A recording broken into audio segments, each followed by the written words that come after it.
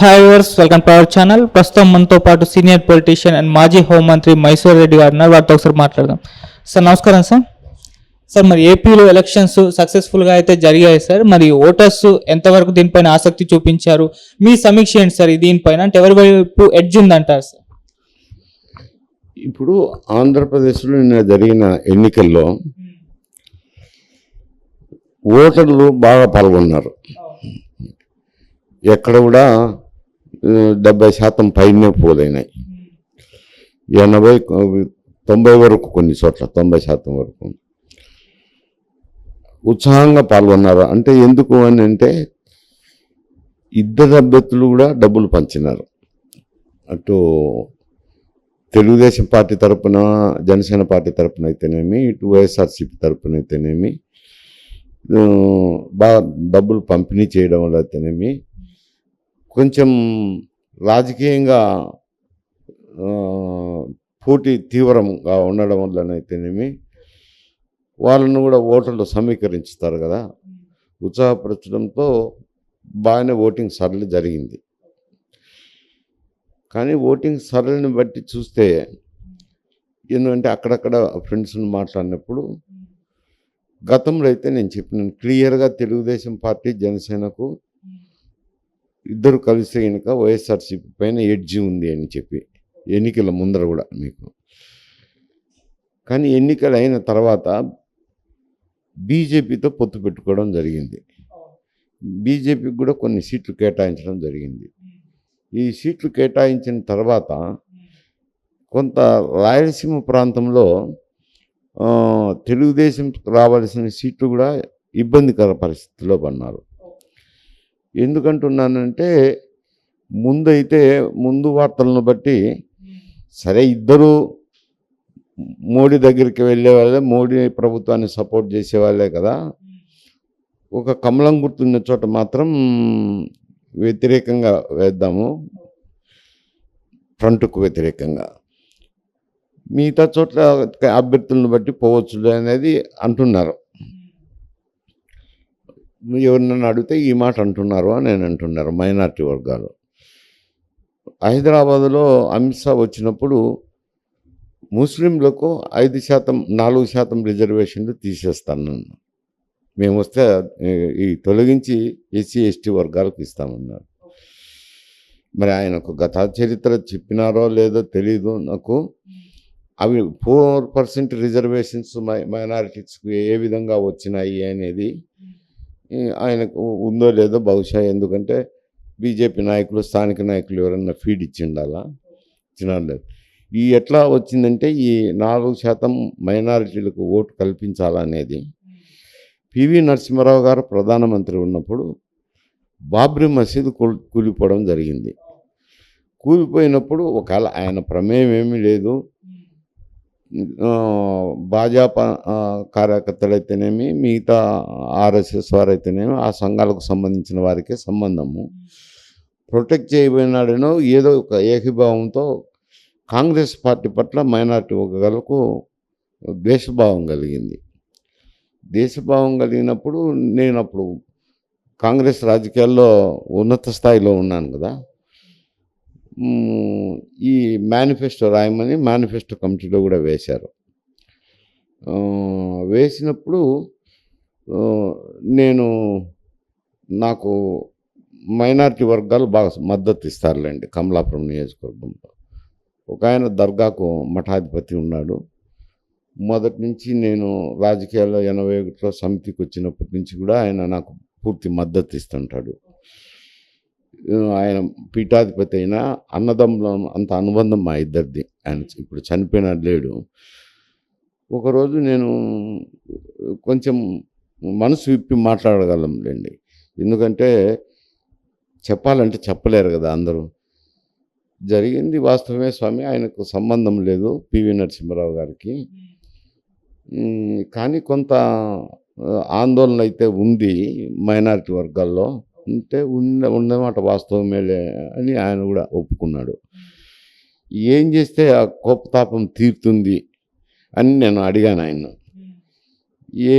ఎందుకంటే అంత పేద వర్గాలు, చదువుకొని వ్యక్తులు ఆర్థిక ఇబ్బందుల్లో ఉండేవారు మా దాంట్లో ఉంటారు ఎక్కువ భాగము. వారికి ఏదన్నా చేయూతనిచ్చే కార్యక్రమం చేస్తే బాగుంటుంది అని అన్నాడు. ఫలాంది అని ఆయన ఏం చెప్పలేదు. ఆలోచన చేసినప్పుడు కొంత 10 మందిని కూర్చొని మేము ఆలోచన చేసినప్పుడు రిజర్వేషన్స్ పెడితే అట్రాక్ట్ అవుతారు కదా అనేది వచ్చింది. దాని మీద మేనిఫెస్టో రాసినాను నేను. మేనిఫెస్టో రాసేటప్పుడు మైనారిటీ వర్గాలకు 4% రిజర్వేషన్స్ రాయటం జరిగింది. ఆరోగ్యశ్రీ కూడా అప్పుడే రాసింది. ఈ ఆరోగ్యశ్రీ అని రాయలేదు, పేదలకు ఉచితంగా వైద్యం అందించేది చేయాలని. ఎందుకంటే నేను విద్య వైద్యము అనేది కనీస అర్హతలు వాళ్ళకు ఉండాలని. ఈ ఆరోగ్యశ్రీ కూడా అప్పుడే రాసింది. ఆరోగ్యశ్రీ అని పేరు పెట్టేది కానీ పేదలకు ఉచితంగా వైద్యం అందించాలనేది. ఈ మైనారిటీ వర్గాలకు 4% రిజర్వేషన్స్. నేను 5% అని రాసినాను. 5% అంటే కష్టమవుతుంది. ఎందుకంటే టాప్ సీలింగు 51 దాటకూడదు కదా, 51% దాటకూడదు, 50% దాటకూడదు. కాబట్టి 4% పెండింగ్ ఉన్నాయి. 4% ఇద్దాంలే అని విజయభాస్కర్ రెడ్డి గారు ఉన్నప్పుడు అది ప్రకటించినారు. 4%. ఆ రిజర్వేషన్లు అట్లా వచ్చినాయి. అవి ఎస్సీ ఎస్టీ వర్గాల నుంచి తీసి ఇచ్చినట్టు కాదు. ఎస్సీ ఎస్టీ వర్గాలకు ఇవ్వడం కానీ ఇతర రిజర్వేషన్లు కలుపుకుంటే అప్పుడు 46% రిజర్వేషన్లు ఆంధ్రప్రదేశ్లో అమలు అవుతున్నాయి. ప్రభుత్వానికి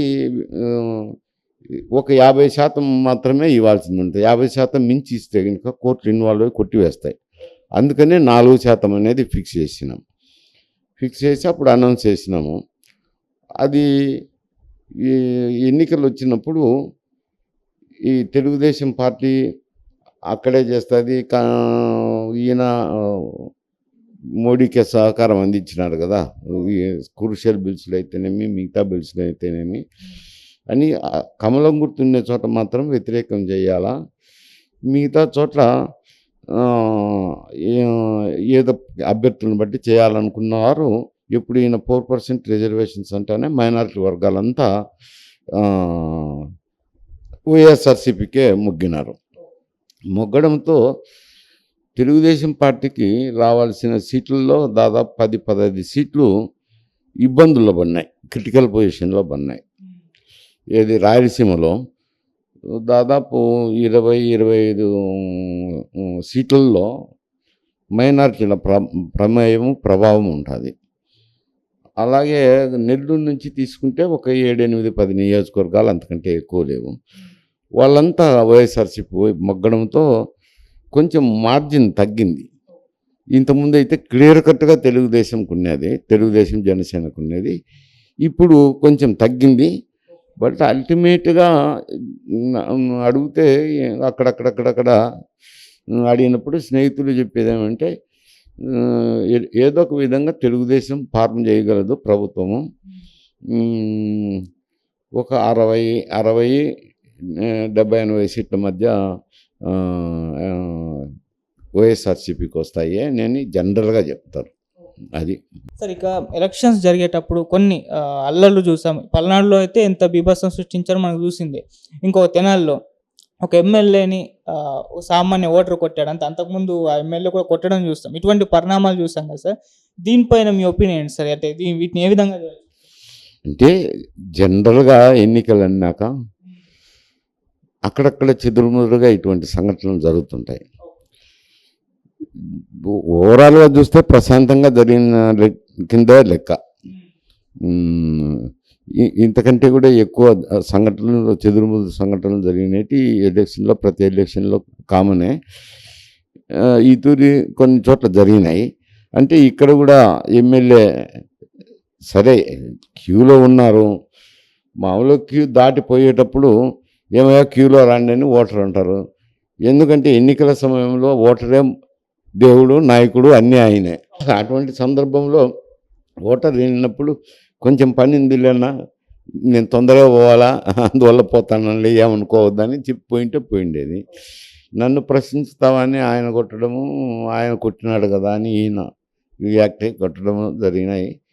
కొంత పల్నాడు ఏరియాలో ఏదో చెదురుముదురు సంఘటనలు జరిగినాయి. మొత్తం మీద చూస్తే ప్రశాంతంగా జరిగినట్టే లెక్క వేసుకోవాలి.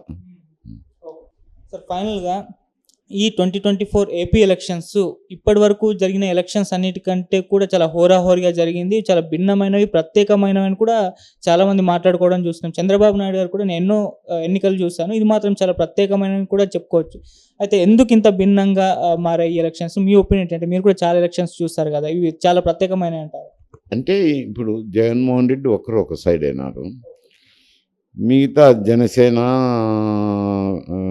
బీజేపీ, తర్వాత తెలుగుదేశం పార్టీ ఒక పక్క అయినారు. అంటే ఎన్డీఏ అనుకో, ఆల్మోస్ట్ ఎన్డీఏ అయినప్పుడు అక్కడ చంద్రబాబు నాయుడు గారికి కూడా ప్రతిష్టాత్మకమైన ఎలక్షనే ఇది.